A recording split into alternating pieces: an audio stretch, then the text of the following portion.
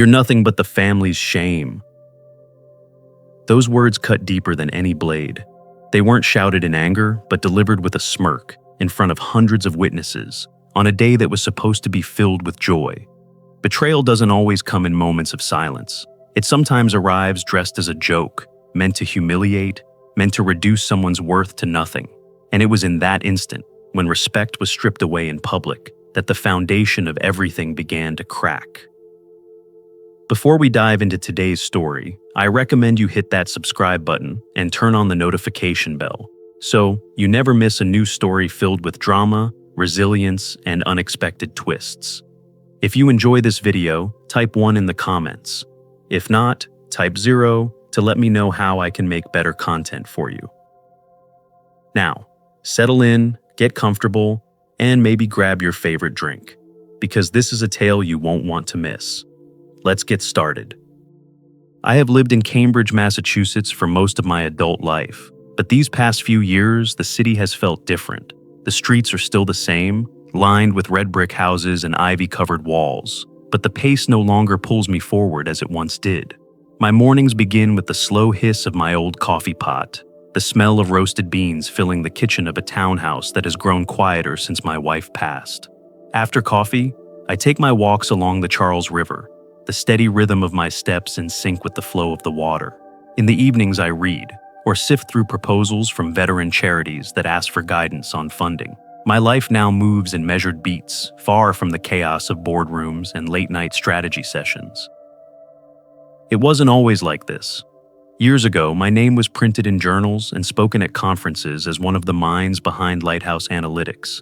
We started in a cramped garage, no bigger than a classroom, and fought our way into building predictive models that transformed how logistics companies manage their fleets. Back then, every day was an experiment, every night a battle to keep the lights on. Success came slowly, then all at once, and with it came the public glare. But when my wife fell ill, I stepped away, retreating from headlines to spend her last years by her side. After she was gone, I found no reason to return to the spotlight. My co-founder Miguel carried the torch, and I faded into the background, content to let the world forget. The one constant through all of it was my daughter, Maya. She had grown up tinkering with circuit boards on our kitchen table, often falling asleep with a screwdriver in hand while I worked beside her. She grew into a woman of quiet strength, sharp and curious, with a mind for data and a heart for people.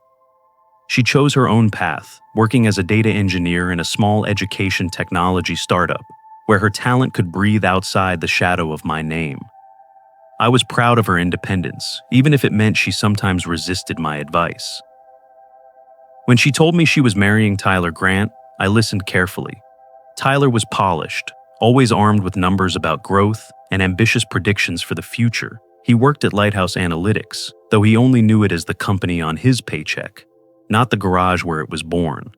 To him, LAEI was a ladder to climb, each rung a title, each title a validation.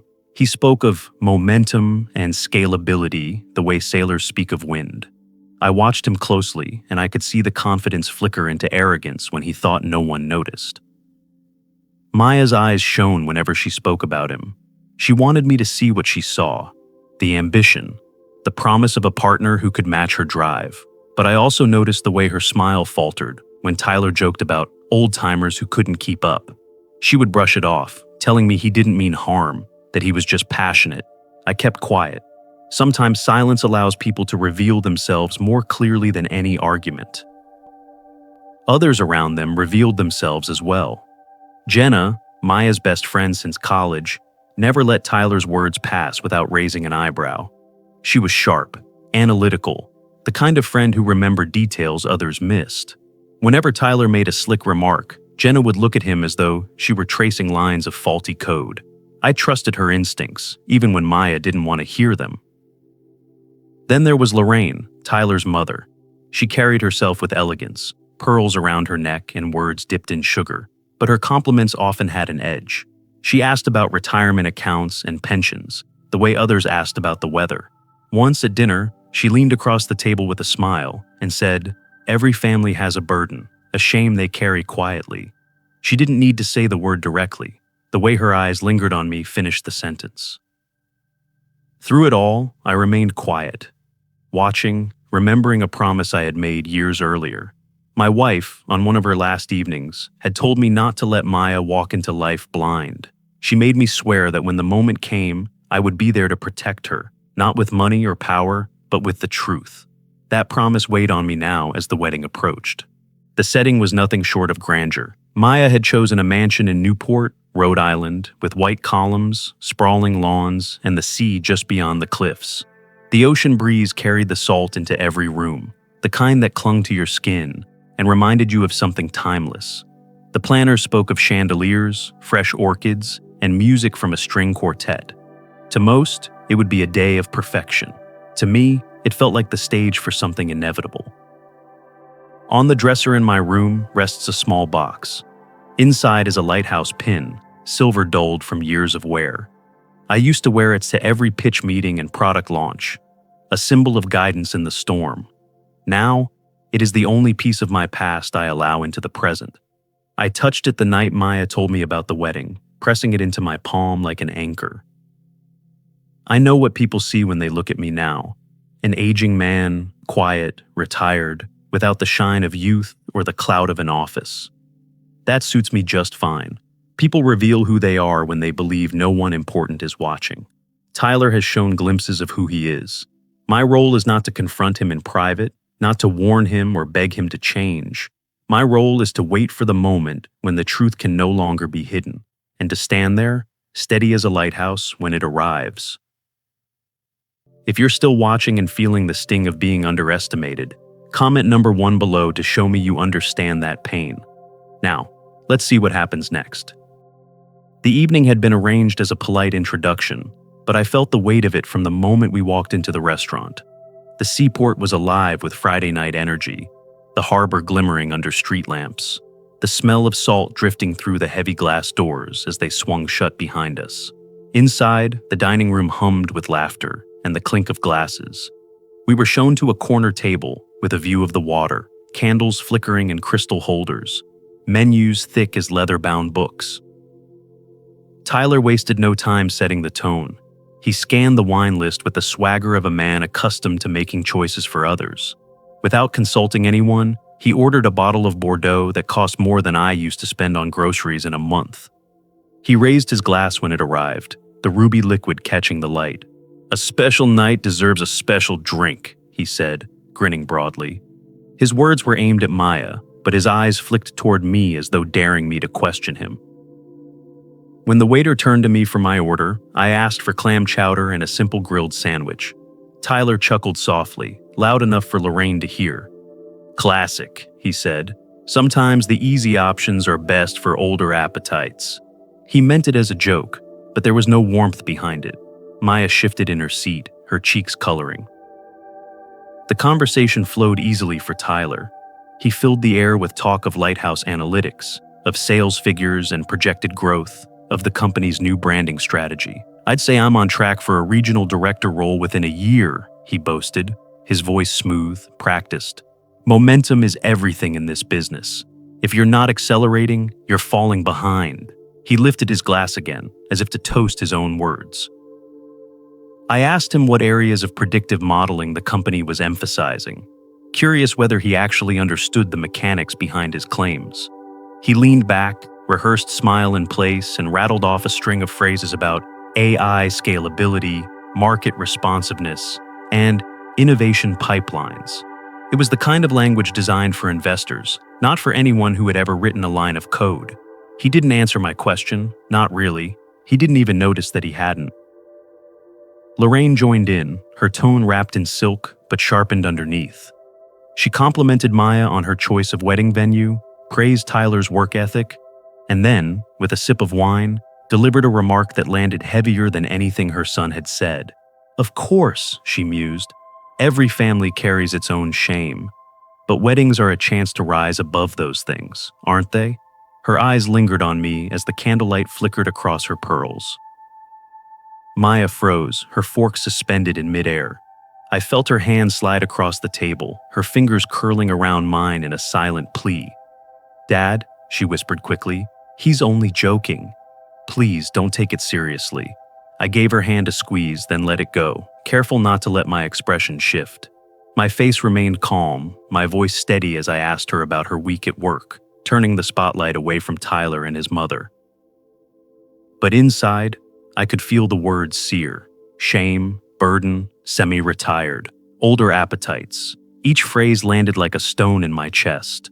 I thought of the nights long ago in that garage with Miguel Alvarez, soldering wires under a flickering lamp, surviving on stale pizza and stubborn hope. I thought of the promise I made to my wife when she was fading, her voice raspy but firm. Be there for Maya, protect her when she cannot see the danger herself. The rest of dinner blurred. Tyler ordered a second bottle, Lorraine inquired about my retirement activities, and Maya tried to keep the air from turning stale by steering conversation back to wedding details. I nodded, smiled faintly, played the part of the quiet father who asked for little. My silence was not surrender, it was observation. People show themselves most clearly when they think no one important is watching. When the evening ended, we stood in the glow of the harbor lights, the water black and restless. Tyler shook my hand with the self-satisfaction of a man who believed he had proven his place. Lorraine kissed Maya's cheek, whispered something about elegance, and slipped into the back seat of a waiting car. I hugged my daughter, held her longer than usual, then let her go. Later that night, I sat at my desk in Cambridge.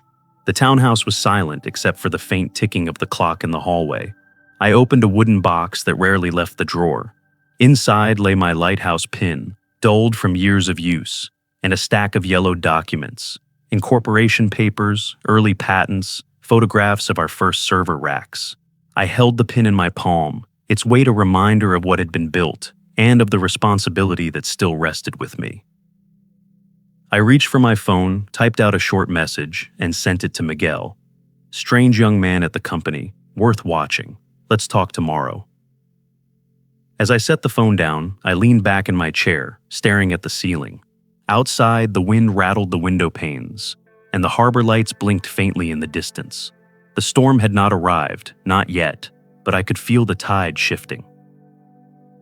If this story has you curious about how one small insult can lead to something bigger, comment number 2 below, so I know you're with me. Let's keep going. The weeks that followed our dinner on the seaport unfolded with a strange mixture of calm and tension. Outwardly, the days went on as usual. Maya sent me updates about flower arrangements and seating charts. Tyler appeared perfectly polite whenever he came to the townhouse, his voice smooth, his handshake firm. Yet beneath that polish, I sensed the same restless ambition that had flickered at the restaurant. It was a current I could not ignore, an undercurrent that pulled him forward while dismissing everyone who had helped build the path he now walked on. The birthday party of Jenna, Maya's closest friend, provided the first real turning point. The gathering was lively, held in a loft with exposed brick walls and strings of lights stretched across the ceiling. Music drifted from a speaker in the corner, mingling with the buzz of conversation. Guests sipped craft cocktails and balanced small plates on their hands, moving easily from one conversation to another. Tyler, never one to miss a chance to hold court, found himself surrounded by a group of younger colleagues from Lighthouse Analytics. He leaned back casually, drink in hand, and launched into his favorite subject, himself. "Sometimes you have to clean house if you want to keep things moving," he said loudly, laughter spilling from his mouth. "I've already cleared a few blocks of dead weight from my department. You'd be surprised how much smoother things run when you remove those who can't keep pace." The phrase struck me like the crack of a whip. Dead weight.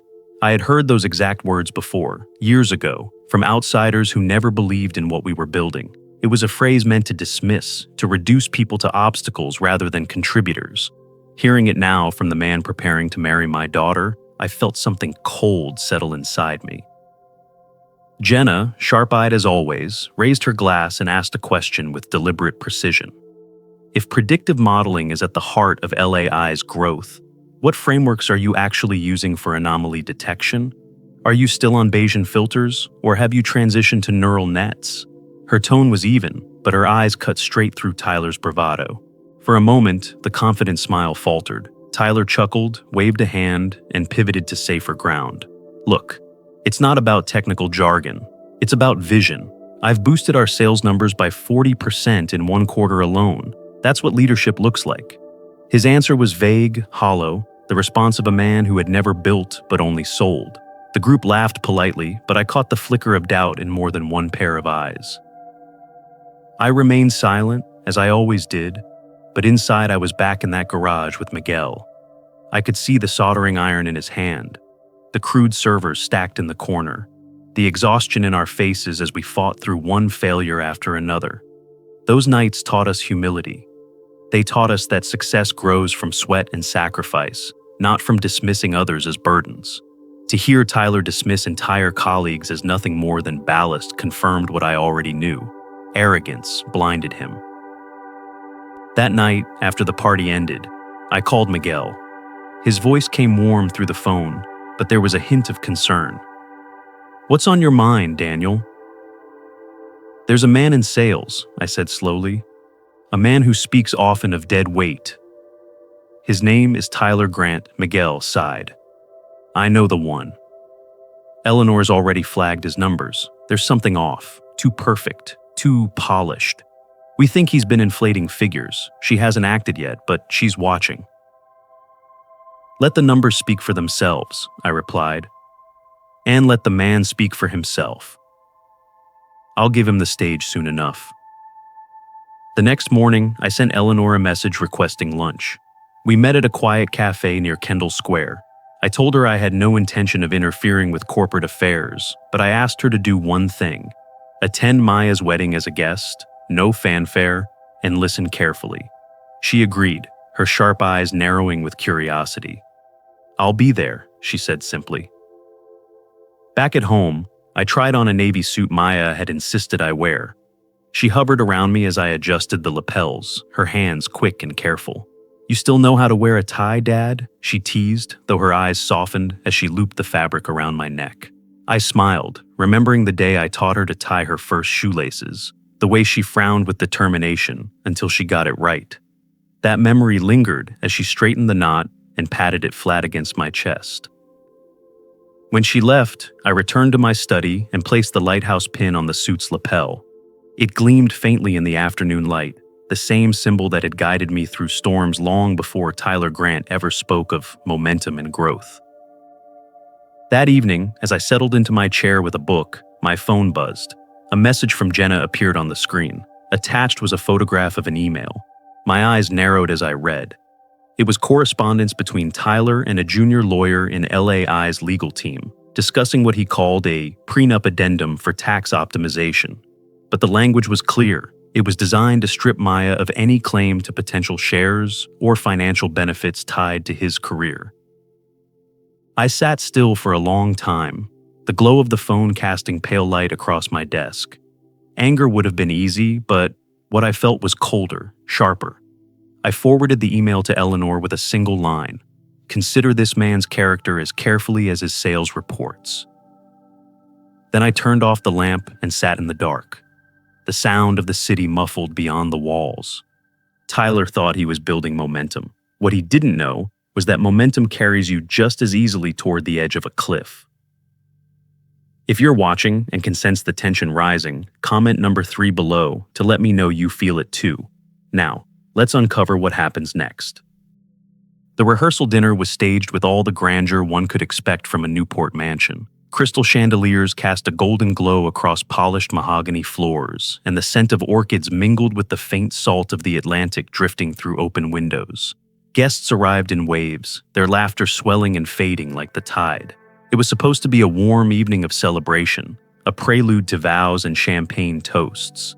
But for me, it carried a heaviness, as though the walls themselves anticipated a storm. I took my seat near the middle of the long table, aware of the careful choreography around me. Maya sat at Tyler's side, radiant but taut, her hands folded tightly in her lap. Lorraine presided like a queen at the far end, pearls gleaming against her dress, her smile as polished as her wine glass. Tyler floated among his friends and colleagues, clapping backs, telling stories, relishing the sound of his own voice. His confidence filled the room, but it was a confidence built on the assumption that no one would challenge him. The first barb came draped in silk. Lorraine leaned toward me, her smile so gracious it could have passed for kindness. "Daniel," she said softly, "tomorrow is such an important day for the children. I do hope you'll keep things smooth. Sometimes too much talk of the past can make people uncomfortable." She lifted her glass, the movement as elegant as the sting behind her words. I nodded politely, resisting the urge to respond in kind. Her meaning was clear: remain silent, stay invisible, don't disturb the image they wanted to present. In her mind, my presence was tolerated only if it did not interfere with the upward march of her son. Minutes later, Tyler returned to his seat with a fresh drink in hand. He patted my shoulder as though I were a junior employee seeking approval. "Just a heads up, sir," he said, lowering his voice. "My boss, Eleanor Park, will be there tomorrow. She's one of the most important figures in the company. You'll want to mind your attire and your words. A slip in front of her could affect things." He grinned as if he had offered a pearl of wisdom. I looked at him steadily, my voice low but deliberate. Some things, once revealed, cannot be taken back. Especially the way we choose to see people. For a brief second, the laughter caught in his throat, but then he chuckled, clinking his glass against mine. "You're really something, Daniel. Always the philosopher. Don't worry, I've never misjudged anyone. That's why I'm successful." Across the table, Maya's eyes flicked to mine, wide with concern. She shook her head ever so slightly, begging me to let it go. I offered her a faint smile, a reassurance that I would not ignite the fire tonight. Her shoulders eased, though I could still see the worry etched across her face. Dinner continued, each course paraded out with ceremony. Lobster bisque, seared duck, towers of sugared fruit. Yet every bite tasted muted to me, dulled by the undercurrent of arrogance that laced Tyler's every gesture. He told stories of quarterly sales like a performer basking in applause, emphasizing how he mentored older employees to adapt or move them along if they couldn't. Each word landed with a smugness that made my hands tighten under the table. When dessert arrived, a server set down plates of chocolate torte and spun sugar. Tyler leaned closer again, his tone conspiratorial. "Really, Daniel, tomorrow is about appearances. If you keep things polished, you won't embarrass Maya. We all want her day to be perfect." I dabbed my mouth with a napkin, placed it neatly on the table, and looked at him with a calm I had honed over decades of storms. "Be careful with your judgments," I said evenly. "Appearances have a way of shifting under light." The table fell into a momentary hush. Jenna, seated across from Maya, tilted her head, her eyes narrowing as if she had heard something heavier than a casual warning. Then the clinking of forks and the hum of conversation returned, Tyler laughing once more, as if nothing had passed. After the dinner ended, I excused myself and wandered down a stone corridor that led to the outer terrace. The ocean lay just beyond the balustrade, waves pounding the cliffs below. The wind carried the tang of salt and the faint roar of the sea, a reminder that calm waters often conceal storms waiting to rise. I stood there for a while, hands resting on the cool stone, my thoughts circling back to the promise I had made to my wife. This was not about revenge, it was about protection. Later, in the quiet of my room, I opened my suitcase and laid my navy suit across the chair. On the dresser I placed two items, my Lighthouse pin and the old founder's badge from Lighthouse Analytics, its edges worn smooth by time. I considered wearing both. One was a symbol of guidance, the other of creation. But I knew better. The truth must be recognized by others, not shouted by me. I returned the badge to the box, left only the pin beside the suit, and closed the lid. Before turning out the light, I pulled an envelope from my pocket. Inside was a letter written in my hand. "If tomorrow everything breaks apart, remember you always have a home with me." I sealed it and slipped it into the jacket's inner pocket. Then I switched off the lamp, leaving only the ocean's echo in the distance. The rehearsal had ended, but the real performance had yet to begin. If this moment makes you wonder how much more he can take, comment number 4 below to stay with me. Let's move forward to the turning point. The morning of the wedding dawned clear and bright, the kind of New England day that painters spend lifetimes trying to capture. Newport's mansion glistened under the sunlight, its white stone reflecting the blue sky, while the ocean below roared in steady rhythm against the cliffs. Guests gathered on the manicured lawns, their conversations a hum of excitement, their attire a swirl of color and elegance. To the outside world, it was perfection, a ceremony wrapped in beauty. For me, it felt like a stage waiting for a curtain to rise. Inside, the reception hall gleamed with crystal chandeliers and white orchids that trailed from tall vases. A quartet played softly, filling the air with a fragile calm. I stood at the back for a moment, watching Maya in her gown. She moved down the aisle, her face glowing beneath the veil, and I thought of her mother. I remembered the promise I made in those last hours by her bedside. Be there for Maya, protect her when she cannot see danger for herself. When I placed her hand in Tyler's at the altar, I felt both pride and dread. The vows were spoken, the kiss sealed before applause and cheers. Guests spilled into the reception, the celebration swelling like a tide. I stayed near the edges, quiet, my glass untouched. The night was still waiting for its break. It came sooner than most expected. Tyler, flushed with pride, guided Maya through groups of his colleagues. At last, he reached the circle where Eleanor Park, his CEO, had arrived. She was regal in her understated way, her silver hair neatly pinned, her eyes bright with the calm power of someone who had carried a company through storms. A hush fell as she entered, recognition rippling among the guests. Tyler clasped her hand eagerly, his smile stretched wide. "Mrs. Park," he said, loud enough for everyone nearby to hear. "I'm honored you came. Allow me to introduce my wife, Maya, and my father-in-law, Daniel Brooks. He's been retired for years, lives quietly now, doesn't contribute much. You could say he's the family's shame." The words hung in the air like smoke from a firecracker. A few nervous chuckles broke out, scattered and uneasy. Some guests looked at me with pity, others with polite avoidance.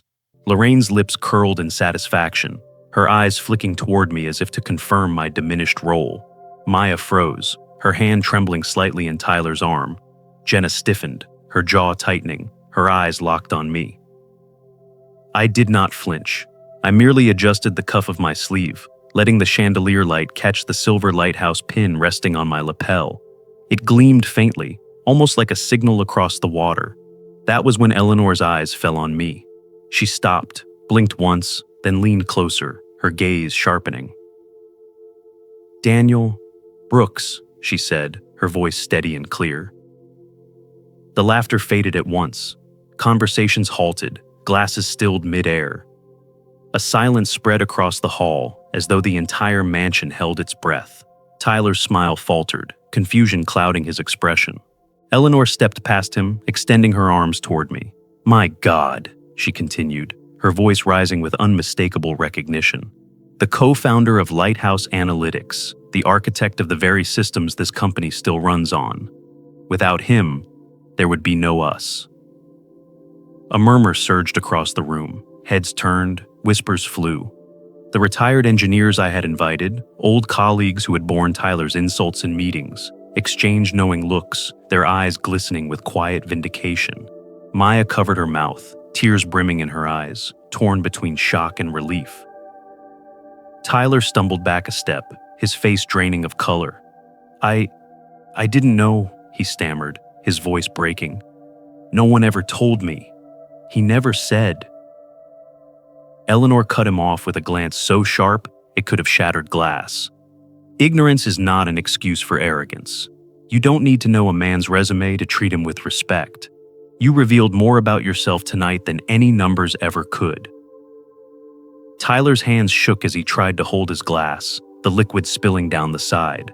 The confident grin, the rehearsed charm, it was gone.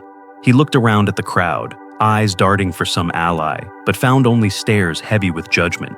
Lorraine's face burned red, her pearls suddenly heavy against her neck.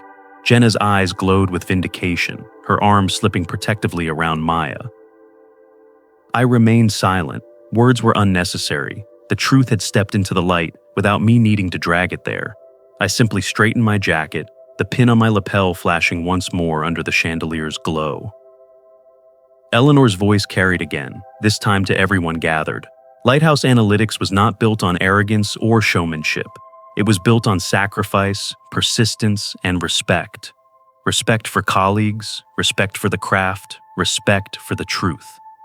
Tonight, we see who still carries that respect and who does not. The room erupted, not with laughter this time, but with whispers, gasps, and the unmistakable weight of shame pressing down on Tyler. His downfall had begun, not in a private office or behind closed doors, but in front of hundreds of witnesses on what was supposed to be his triumphant night. I stood still, steady as a lighthouse against the storm, while Tyler trembled in its fury. The hall remained suspended in silence after Eleanor's words, the kind of silence that presses against the skin like humidity before a storm. Tyler stood frozen, his mouth half open, the champagne glass trembling in his hand. The swagger that had carried him through every conversation was gone. What remained was a man stripped of pretense, caught in the glare of truth. I felt hundreds of eyes shift toward me. The murmurs subsided, and a hush settled so deep that even the faint notes from the string quartet had vanished. I did not want the night to be remembered as a scene of humiliation alone. It had to mean something more, especially for Maya. Slowly, I rose from my chair and walked toward the bandstand where a microphone rested. My steps echoed across the marble floor, steady and unhurried. When I took the microphone, I did not raise my voice. I did not need to. The weight of the moment carried every word. "Tyler Grant," I began, my eyes fixed on him. "For months, you have chosen to measure people by appearances. You called older colleagues dead weight. You told me to find hobbies so I could still feel useful. Tonight, in front of your wife, your family, and your boss, you name me the family's shame. But respect is not a courtesy reserved for resumes or titles. It is the foundation of dignity itself." The guests shifted uneasily, some staring down into their glasses, others looking from me to Tyler as though waiting for the next blow. Tyler's face paled further, his eyes darting to his mother. Lorraine rose halfway from her chair, lips parting, but the cold stare from Eleanor silenced her. Tyler turned then to Maya, searching desperately for her to shield him. She did not. Her gaze was steady, pained but unyielding, a demand for honesty he could no longer escape. I let the silence stretch before speaking again. "You have a choice," I said, my voice calm. "You can deny, deflect, or excuse your words, and continue down the path of arrogance. Or you can stand before this room and admit your fault, not just to me, but to every person you dismissed. This moment will decide whether your career, your marriage, even your integrity has any chance of surviving." Tyler swallowed hard. His hand clenched and unclenched at his side, his breath ragged. The room felt like a courtroom with no walls, each guest a silent juror. I saw him glance again at Maya, whose hands were folded tightly in her lap, knuckles white. There was no rescue waiting for him, only the truth. At last, with halting steps, he pushed himself upright. His knees shook as though they might give way. He turned to the crowd, his voice breaking. I was wrong," he stammered. "I've been arrogant. I measured people by titles, by appearances. I disrespected those who deserved better. I mocked the man who made everything I have possible. I'm sorry.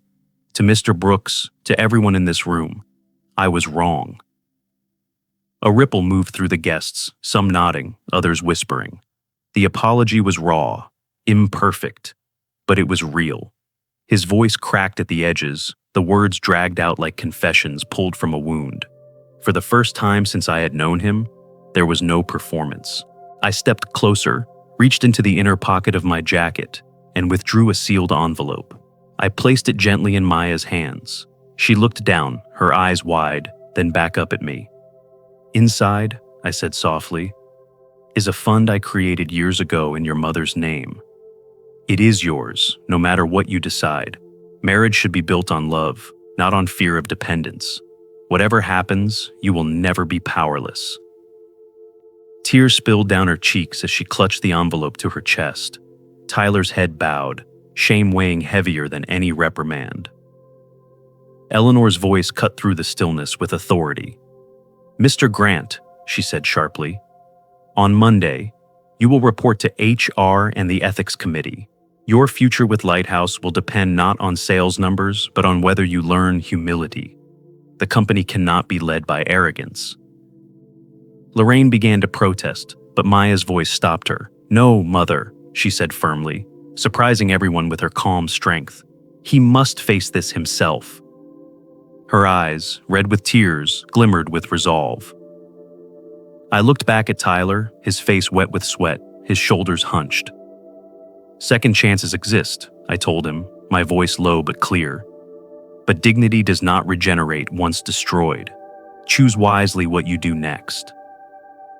For once, Tyler had no clever reply. He nodded slowly, lips pressed tight, his chest heaving with the weight of what had just unfolded. The hall remained hushed, but the silence had changed. It was no longer expectant. It was judgment passed, truth revealed. I set the microphone down and stepped back, the lighthouse pin on my lapel catching the light. In that moment, I felt no triumph, only the stillness that follows a storm. If you're still here and holding your breath as the truth unfolds, comment number 5 below to show you're with me. Now, let's see the choice that changes everything. The reception did not end when Eleanor left her words hanging in the air, but it no longer carried the same energy. Before, the hall had been alive with laughter and clinking glasses. Now the atmosphere was subdued, the conversations muted, the music from the quartet softer, almost hesitant, as though the instruments themselves sensed the weight in the room. People still danced, but they did so without joy. The grandeur of chandeliers and orchids remained, yet the celebration had fractured. Tyler sat hunched at a table near the center of the hall. His tuxedo, once a symbol of triumph, looked crumpled, as though it no longer belonged to him. His eyes darted across the room, searching for allies, but none came. Colleagues who had cheered his ambition now avoided his gaze, their conversation shifting away the moment he drew near.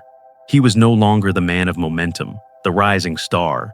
He was the cautionary tale whispered behind raised glasses. Maya stayed by his side, but her posture told the truth. She leaned slightly away from him, her hands folded tightly around the envelope I had given her. It was no longer just a wedding gift. It was an anchor, a silent assurance that she was not trapped, not dependent. She avoided her mother-in-law's eyes, unwilling to absorb the fury that radiated from Lorraine's stiff shoulders. Lorraine herself burned with indignation. I saw her lean down, her lips moving in a harsh whisper at Tyler, urging him to stand, to reclaim control, to salvage what little pride remained. But her voice had lost its command. Guests who once orbited her social gravity now kept their distance. Even her smile, polished and sharp, seemed brittle, unable to hold against the tide that had turned against her family. From my chair at the edge of the hall, I observed it all. I did not feel victory. This was never about triumph. It was about fulfilling a promise to a woman who was no longer alive, but whose voice still echoed within me. I imagined my wife standing beside me, her hand on my arm, whispering the reminder she had given me years ago. Love without respect will break. Show Maya the truth before it destroys her. That voice steadied me as I looked at my daughter, radiant yet fragile, her tears shining in the chandelier light. Across the room, I noticed the 2 retired engineers I had invited, men who had been belittled by Tyler in meetings. They stood quietly with Eleanor, speaking in low tones. Their testimonies were calm but firm. They described Tyler's dismissive remarks, his refusal to listen to experience, his obsession with credit. I watched Eleanor nod, her assistant jotting quick notes into a small leather-bound pad. Tyler noticed too, his face paled further, realization dawning that his downfall would not end tonight. It would follow him into the office on Monday morning. The shift among the guests was subtle but undeniable. A few brave souls still danced, their laughter forced. Most clustered into small groups, their words soft, but their eyes darting toward me, toward Eleanor, toward Tyler. The center of gravity had moved. The story of the evening was no longer the new couple's union, but the quiet strength of a father revealed at last. Maya left Tyler's side and approached me. Her steps were slow, her expression caught between gratitude and sorrow. She stopped before me, her hand clutching the envelope to her chest. "Dad," she whispered, her voice thick with tears. Thank you. You protected me without tearing everything apart. She drew a shuddering breath. I don't know what this marriage will look like now. I don't know if I can love him the same way, but I know the truth, and I'm grateful for it. I placed a hand gently on her shoulder. The truth may wound, I said softly, but it also saves. You deserve to walk with eyes open, not blind. She pressed her forehead briefly against my shoulder, then pulled away, returning to her place at Tyler's side. He looked up at her, desperate, but she turned slightly, her distance clear. I stepped out onto the balcony for air. The Atlantic spread before me, black and endless, the waves calmer than they had been at sunset. Still, the roar of the ocean carried up the cliffs, a reminder that storms never pass without leaving scars. The night air was cool against my face, the salt sharp in my lungs. I thought of all the storms I had weathered in life, and I knew this one too would leave its mark on Maya. But she would survive it, stronger for having seen its truth. When I returned inside, Tyler was making a halting attempt to rejoin the crowd. He rose, adjusted his jacket, and stepped toward a group of colleagues, but his steps faltered as they turned away, their laughter brittle, their bodies shifting subtly to exclude him. He lingered for a moment, then retreated, slumping back into his chair. His reception, once meant to celebrate his triumph, had become his reckoning. I watched him from across the hall, not with anger, but with the weary understanding of a man who knows storms do not discriminate. They humble us all, eventually. By the time the reception wound down, the mood had shifted completely. Guests left in small groups, their voices hushed, their glances carrying the weight of the evening's spectacle. The chandeliers still glowed, the orchids still perfumed the air, yet it all felt diminished. The music from the quartet floated like a background echo, hesitant and restrained. It no longer accompanied joy, but reflection. I slipped out onto the balcony, letting the night air wash over me. The Atlantic stretched dark and endless, the waves softer now, but still steady against the cliffs. I gripped the railing and closed my eyes. My wife's voice seemed to come back to me, the same words I had lived by. Protect her, let her see clearly. I had done that tonight, though the cost was heavy. Maya had seen the truth, and truth was never painless. Moments later, she appeared beside me. She looked tired in her gown, her veil gone, her hair loose around her shoulders. In her hand, she clutched the envelope I had given her as if it were a lifeline. "Dad," she whispered, her voice uneven, "did I make a mistake? Was marrying him a mistake?" I studied her face, pale in the moonlight, her eyes full of conflict. "Marriage," I said slowly, "isn't about perfection. It's about respect. Love can forgive mistakes, but if respect dies, love cannot stand." Tonight you saw Tyler's flaws uncovered. The question now isn't mine to answer. It's whether you believe his remorse. She pressed the envelope to her chest, tears slipping down her cheeks. "I don't know," she admitted. "Part of me wants to believe him. Part of me feels broken." Tyler stepped out then, his shoulders bent, his confidence gone. His voice was hoarse, his eyes raw. "Maya, Daniel," he said, "I need to apologize again. I was blind with ambition. I cared too much about titles, about proving myself. I disrespected you both, and I don't deserve forgiveness. But I can't walk away without trying to change." For the first time, his words sounded stripped of performance. But before Maya could respond, Lorraine stormed onto the balcony. "Tyler," she snapped, "you owe no one an apology. This was orchestrated to humiliate you. Daniel staged it all to look superior." Maya turned, her voice sharp and steady. "Stop it," she said firmly, loud enough for nearby guests to hear. "This is about Tyler's choices, not anyone else's. Don't blame my father for the truth." The crowd nearby caught her words, whispers spreading quickly. Lorraine's face burned, her authority collapsing, and she retreated in silence. Tyler stood frozen, realizing his wife's voice now cut sharper than his own. Maya's strength filled the space, strength he had never respected until this moment. I looked out across the bay. The lighthouse beam swept across the waves, constant and patient. It did not drag ships to shore. It simply showed the way. That was my role tonight. Not to choose for Maya, but to light her path. She had seen clearly, and now the choice was hers. As the night ended, Eleanor found me before leaving. She shook my hand, her grip firm. "Mr. Brooks," she said, "Lighthouse Analytics will honor its true legacy. Tyler's review will be about accountability, not vengeance. You've reminded us what respect means." With that, she departed, her assistant already drafting notes. Later, back in my room, I set my lighthouse pin on the desk beside my wife's photograph. Her smile, forever young, glowed faintly in the lamplight. I whispered, "I kept my promise." She sees clearly now. Then I switched off the light and let the sound of the ocean carry me into the silence of night. If you're still watching and feeling the weight of the consequences, comment number 6 below to let me know. Now, let's explore how they search for resolution. The Newport mansion, once glowing with music and laughter, had fallen into quiet. Staff moved softly between tables, gathering empty glasses and folding linens. The chandeliers still cast their light, but it seemed colder now, reflecting not joy, but the memory of a reckoning. I walked across the deserted hall, my footsteps echoing against marble. The truth had been revealed, and arrogance had been undone. Yet, I felt no triumph. I thought only of Maya, and of the weight she now carried. She found me in the lobby, her gown flowing like a shadow, her face pale with exhaustion. The envelope I had given her was tucked safely in her bag. "Dad," she said, voice trembling but clear, "you gave me truth instead of comfort. It hurt, but I see him clearly now. Whatever comes next, I won't be blind." I touched her shoulder, steadying her.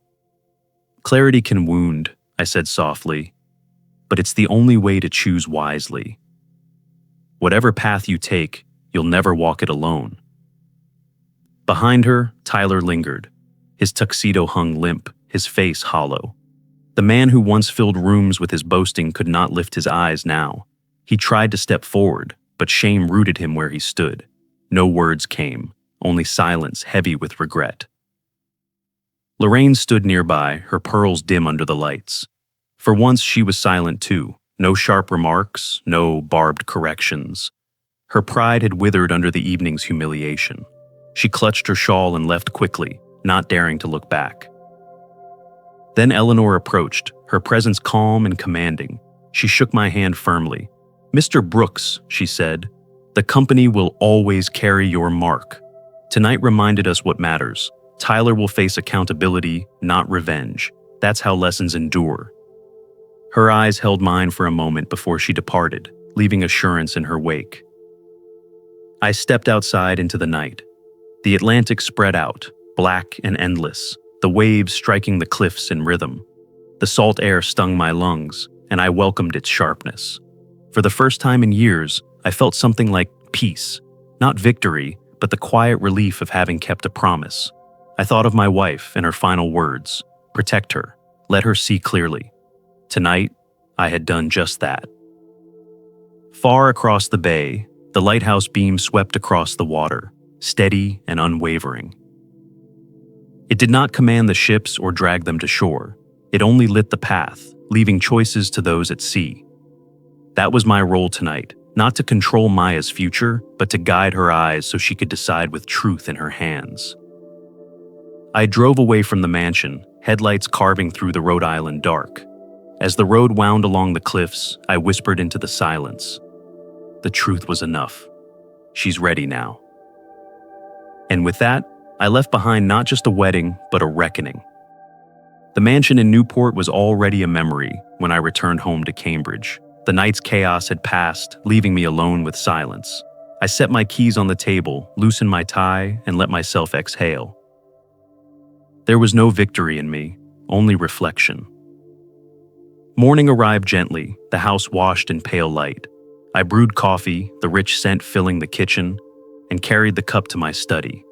On the desk stood the photograph of my wife, holding Maya as a child, both smiling with unguarded joy.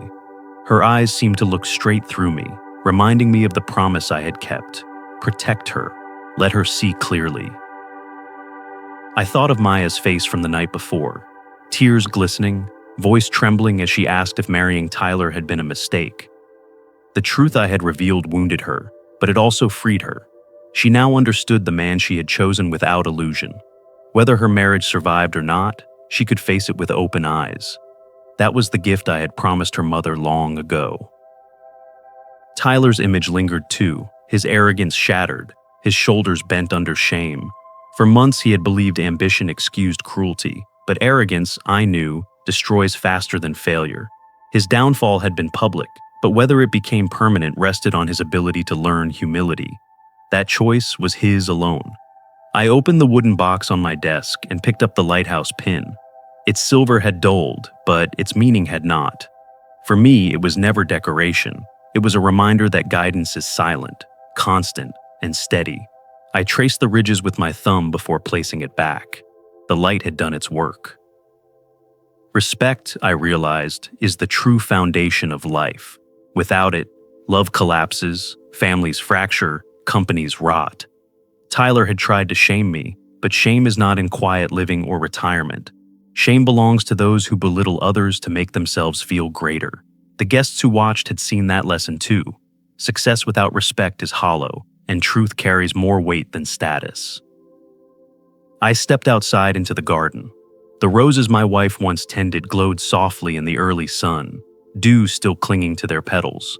The air smelled of earth and promise. I whispered into the quiet, "I did what you asked."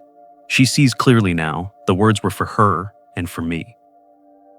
Out beyond the bay, the lighthouse beam would sweep across the waters again tonight, as it always did. It would not force ships to turn, only illuminate the way. That was my role as a father, not to control Maya's choices, but to light the path so she could walk it with her own strength. The sun rose higher, warming the house. I finished my coffee, feeling something I had not known in years. Peace. Not triumph, not revenge, simply peace. The truth had been enough. Respect, above all, was the inheritance I could leave behind. Conclusion. In the end, every story of pride and downfall, of silence and revelation, carries a lesson far greater than the individuals who lived it. Life has a way of stripping away illusions, no matter how carefully they are built. Titles, wealth, and appearances may dazzle for a season, but they wither when tested by time. What endures is far simpler, yet far more profound. Respect. Without it, no bond holds, no success lasts, and no legacy survives. Respect is not earned by loud proclamations or clever boasts, but by the quiet strength of integrity, by the willingness to see others as more than stepping stones. Those who chase recognition while dismissing the dignity of others often find themselves standing on fragile ground.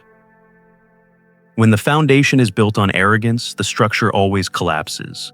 But when it is built on truth, humility, and reverence for the worth of every human being, it can weather any storm. We are all given moments when silence feels safer than honesty, when looking away seems easier than confronting disrespect.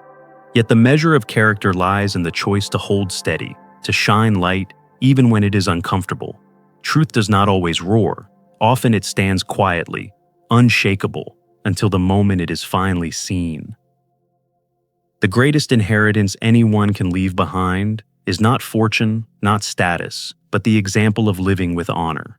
Respect given freely, dignity upheld faithfully, and truth revealed gently yet firmly. These are the gifts that endure. And for those who come after, they serve as a compass, guiding them through the shifting tides of ambition and temptation. In the quiet balance of life, respect remains the one treasure that can never be stolen, only earned. These turning points remind us that setting boundaries and valuing ourselves is not just an act of courage, it's the foundation of living with dignity. Now, I'd love to hear from you. What's one lesson from this story that you feel connected to, and how will you apply it in your own life? Let's grow together by sharing our thoughts. If this story resonated with you, drop a 1 in the comments. If not, feel free to leave a 0. Your feedback helps us improve. And don't forget to like, share, and subscribe for more stories that touch the heart and spark reflection. Thank you for watching, and here's to living life with strength, honesty, and authenticity.